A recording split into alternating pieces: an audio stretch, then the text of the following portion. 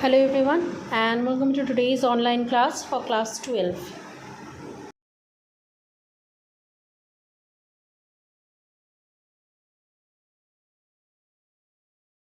The variation of at osmotic pressure with the variation of temperature and concentration of a dilute solution containing non-volatile, non-electrolytic solid solute was experimentally observed by the scientist known as Van Top, and he gave two laws. The first law of his saying that at constant temperature of a osmotic pressure of a dilute solution containing non-volatile, non-electrolytic solid solute is directly proportional with the concentration of the solution. Now, if let's take pi as the osmotic pressure of the solution, he is saying it will be directly proportional with the concentration of the solution, molar concentration of the solution.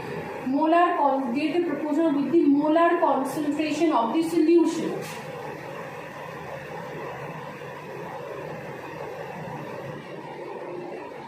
When temperature is constant. This is his first law. The second law that he concluded as at a given temperature for a dilute solution containing non-volatile, non-electrolytic solid solute, the osmotic pressure of the solution is directly proportional with the absolute temperature of the solution or of the experiment. Now, if pi is the osmotic pressure of the solution, the second law of is saying that it will be directly proportional with the absolute temperature when the concentration I have taken is constant. Now, this is the two law that he had concluded after the observation of his experiments. If concentration and temperature, both of them varies, in that case, he combined these two law and gives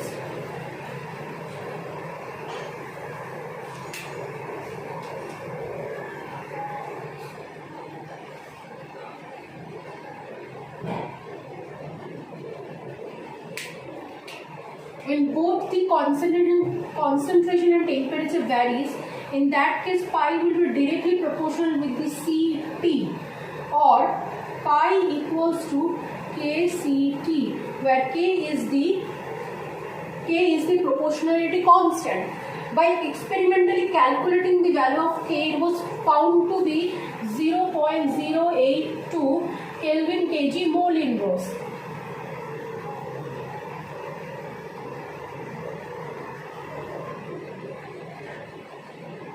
Liter ATM Kelvin inverse mole inverse. This was the value of K that was experimentally calculated. This is the exact value of universal gas constant.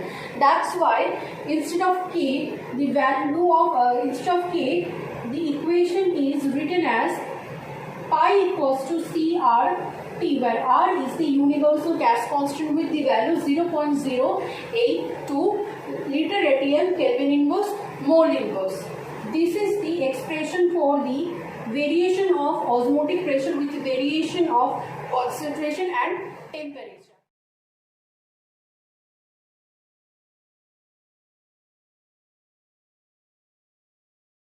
The osmotic pressure equation, the Van Top equation for osmotic pressure says that pi equals to CRT. C is the molarity of the solution. So we can write as N2 by V into RT, or pi V equals to N2 RT. By observing this thing, Van Top concluded that if N2 amount of solute is dissolved in V liter of a solute to produce a V liter of a solution, then the osmotic pressure equation can be written like this, which is almost similar, which will be given the osmotic pressure with the magnitude of osmotic pressure will be the magnitude of osmotic pressure, which will be equal to the pressure exerted by the same n numbers of N2 moles of a ideal gas, which will be written like PV equals to N2RT, where the pressure, the same volume is taken as that of the solution. same numbers of ideal gas has been enclosed as of these N2 numbers of the solute that has been dissolved. The pressure that will be exerted by this ideal gas will be equal to the osmotic pressure of this solution.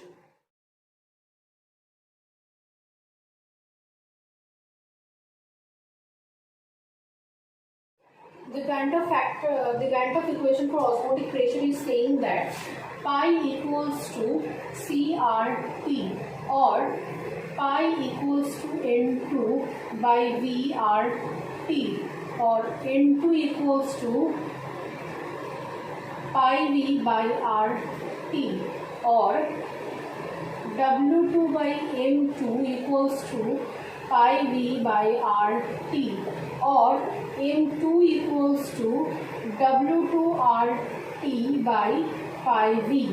So this is the equation for molecular mass of the solute from the osmotic pressure equation of Gantoff.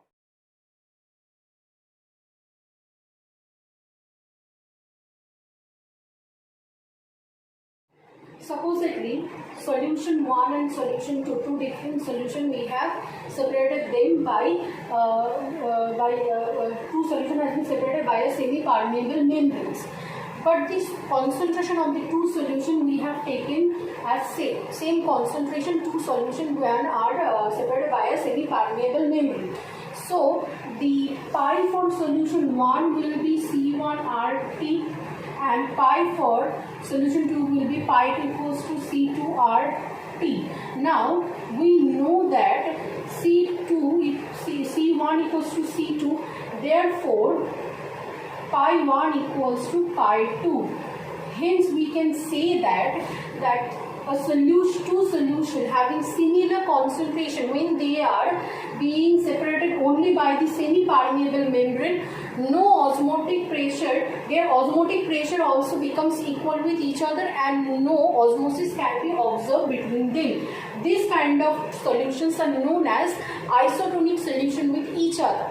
On the other hand, if you take two solutions and these two solutions are only separated by a semi-permeable membrane, but the concentration of both of them are different. Supposedly for solution 1 the concentration is C1 and for solution 2 the concentration is C2. In that case the osmotic pressure will be find out for solution 1 will be C1 equals to pi 1 equals to C1 RT and for solution 2 the osmotic pressure will be C2 equals pi 2 equals to C2 RT. Now as C1 is less than C2, therefore pi 1 will be less than pi 2, that is the osmotic pressure for solution 1 is less than that of solution 2. We know that when two solutions with a different concentration is separated by only a semi-permeable membrane, and osmosis of the solvent particles can be observed from lower solution concentration to the higher solution concentration. In this observation, the lower solution concentration is solution 1. So the osmosis we can observe from solution 1 towards the solution 2. That is the solution having lower amount of osmotic pressure towards the higher amount of osmotic pressure. This kind of a solution, in this kind of a setup, the solution having lower amount of concentration, having lower amount of osmotic pressure is known as hypotonic solution, and the solution having higher amount of concentration, higher amount of osmotic pressure is known as the hypertonic solution.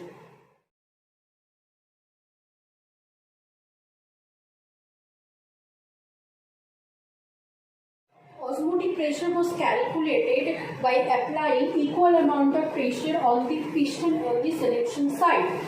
These equal amount of pressure on the solution side, which was equal due to this equal amount of pressure on the solution side, the osmosis that was happening from the solvent side to the solution side was completely stopped.